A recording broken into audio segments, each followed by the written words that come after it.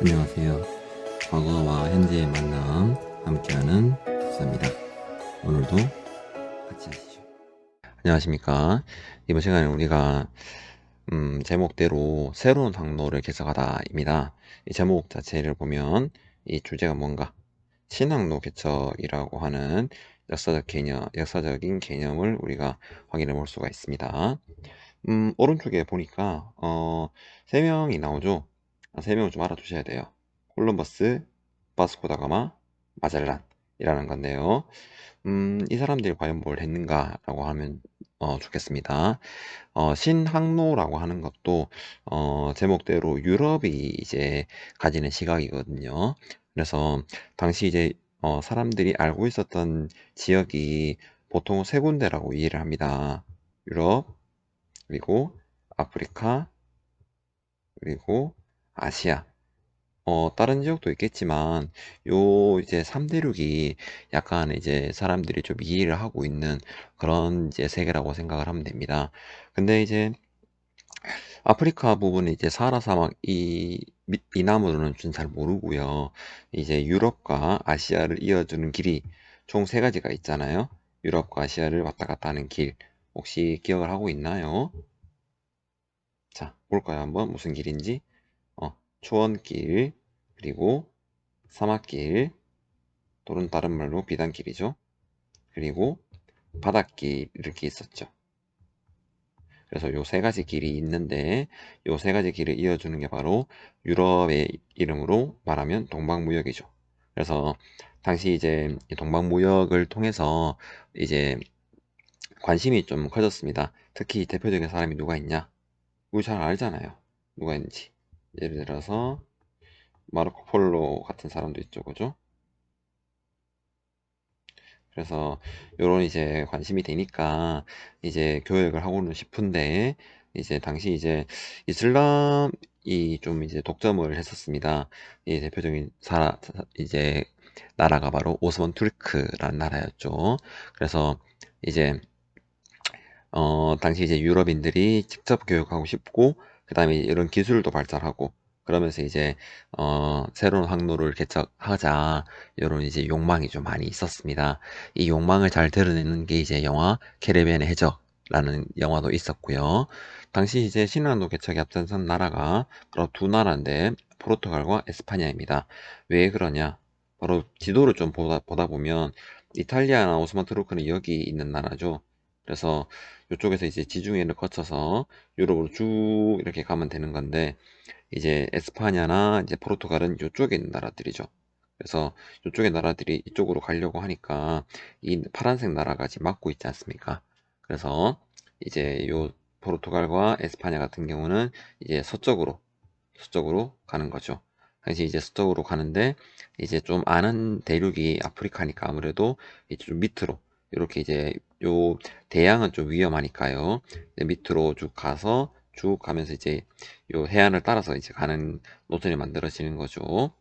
근데 이제 물론 이제 콜럼버스 같은 경우는 이제 어떤 계기가 있었는지 모르겠지만 이제 연안보다는 이제 대양을 거쳐 쭉 가면서 이제 만나는 지역이 바로 서쪽 인도라고 하는 서인도 제도 또 만났고, 어쨌든 이런 자세한 상황은 우리가 지도를 통해서 사람의 활동을 좀 보시고요. 일단은 이제 에스파냐와 포르투갈이 어쨌든 간에 이제 음, 항로를 개척을 했다라고 하는 부분을 보시고, 콜럼버스는 이제 새로운 대륙 개척, 그리고 마젤란 같은 경우는 마젤란 함대입니다. 정확하게는 세계 일주에 성공을 했다라고 하는 부분도 알아두시면 좋겠습니다. 포르투갈과 에스파냐가 주도적이었던 신항로 개척은 당시 오스만 튀르크로 인해 막힌 지중해 중심 무역에서 대서양 중심 무역으로 이동하게 되는 결과를 초래한다. 향신료 무역으로 인해 이익을 벌려는 국가들과 영토 확장 또는 교회 세력의 확보 등의 목적을 갖고 유럽인들은 팽창 또는 개척을 시도하였다. 일단 넘어가죠. 근데 이 과정보다 더 중요한 거는 바로 변화였던 것 같습니다. 우리가 잘 모르는 그런 이제 대륙을 만났고, 그리고 이제 이런 걸 통해서 무역이 좀 확대되었다라고 하는 게 바로 변화인데요. 어쨌든 키워드는 바로 무역입니다. 그래서 무역이 가지고 온 변화가 무엇인가? 라고 보겠습니다. 1번, 바로 무역 중심지가 바뀐 거죠. 그래서 지중해에서 대서양으로, 그리고 이제 대서양 연안 국가들이 번영을 했다라는 게 되겠죠. 그래서 우리가 좀 아는 나라들, 뭐 포르투갈, 스페인, 영국, 프랑스, 네덜란드, 이런 나라들이 발전하게 되었다라는 게 굉장히 큰 포인트가 될 것 같고요. 다음에 두 번째 같은 경우는 이제 유럽, 아메리카, 아프리카, 여기서 등장한 게 바로 뭡니까? 아메리카죠. 그래서 아메리카를 잇는 중요한 거 삼각무역이 나오게 되었다라고 하는 부분 알아두시면 좋겠습니다. 그래서 이 삼각무역에 해당되는 게 바로 왼쪽에 나오는데요. 유럽에서 이렇게 가는 거, 그리고 아프리카에서 아메리카로 가는 거, 아메리카와 유럽의 교환, 이런 게 이제 있다라고 하는 거 알아두시면 좋고, 이런 삼각무역이 되면서 이제 어떻게 되었는가, 그리고 이런 삼각무역의 상황에서 유럽과 아시아, 특히 이제 중국이죠. 중국, 이런 세계가 어떻게 또 무역이 되었는지, 어, 월러스테인이 얘기하는 세계무역 체제가 있는데, 그런 세계무역이 어떻게 이루어졌는지 이런 과정을 통해서 알아보시는 것도 좋겠습니다. 지도는 신항로 개척 이후 형성된 무역체제인 삼각무역을 보여준다. 아프리카의 입장에서는 무기 등의 대가로 다른 부족을 노예를 팔아버리는 상황이 나타난다.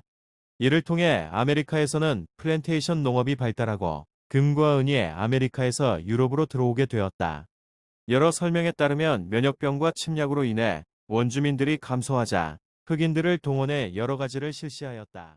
삼각무역이 이제 되면서 여러 이제 변화들이 많았는데, 변화들은 바로 두 개의 혁명으로 우리가 볼 수가 있습니다. 가격혁명, 그리고 상업혁명. 여러 가지 변화들이 굉장히 많지만, 음, 일단 이제 가격혁명이라든가 이제 상업혁명이라고 하는 게 굉장히 이제 유럽에서 큰 변화였다라고 하는 걸 알아두시면 좋겠습니다. 자세한 내용은 한번 보죠. 그래서 금과 은이 유통이 되면서 물가는 올라갔고, 그리고 이제 음, 상인들이라든가 상업자본, 그래서 이런 것이 바로 근대 자본주의의 바탕이 되었다고 하는 게 상업혁명이란 게 되겠습니다. 그래서 구체적인 상황은 이제 우리가 수업 시간에 확인해 볼 수 있고, 이런 무역의 발전으로 인해서 사회가 굉장히 많이 바뀌었다라고 하는 부분을 볼 수 있겠습니다. 요거는 유럽이에요. 자, 그런데 유럽 이외에 당시 이제 상관무역의 상황에서 아메리카와 아프리카는 어떻게 변하게 되었을까라고 하는 부분도 우리가 살펴볼 수가 있습니다. 아메리카와 아프리카는 어떻게 변했을까? 1번 아메리카입니다. 아메리카에는 원래 우리가 배우진 않았지만 고대 문명이 있었습니다. 그 고대 문명이라 하는 게 바로 마야라든가 아즈텍이라든가 잉카, 요런 게 있었습니다.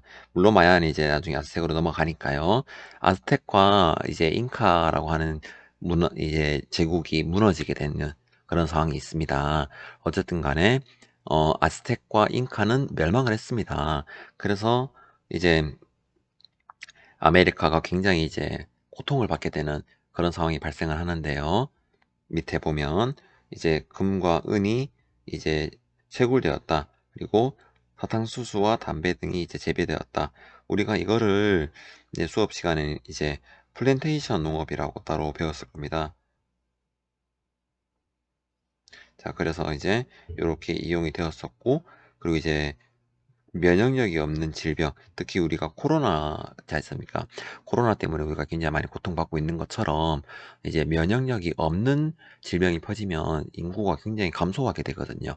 그래서 당시 아메리카 원주민도 굉장히 감소를 했다라고 하는 걸 볼 수 있고, 그다음에 아프리카 같은 경우도 이제 노예가 굉장히 이제 많이 이제 노예가 아프리카에서 아메리카로 가는 노예 무역이 이제 상가 무역이 있었지 않습니까? 그래서 아프리카 인구도 굉장히 감소하게 되었고, 이제 성 비율이 굉장히 불균형해졌다라고 하는 것을 알아두시면 좋겠습니다. 그래서 밑에 부분도 이런 이제 아주 안타까운 사연이 있는 노예 무역선이라고 보시면 좋겠습니다. 여기까지가 신앙 개척이 줬던 변화였던 것 같습니다. 그래서 학생 여러분들이 잘 보시면서 이런 변화들이 보고 그 다음에 아스텍과 잉카 문명까지 추가적으로 보시면 좋겠습니다. 오늘 수업은 여기까지입니다.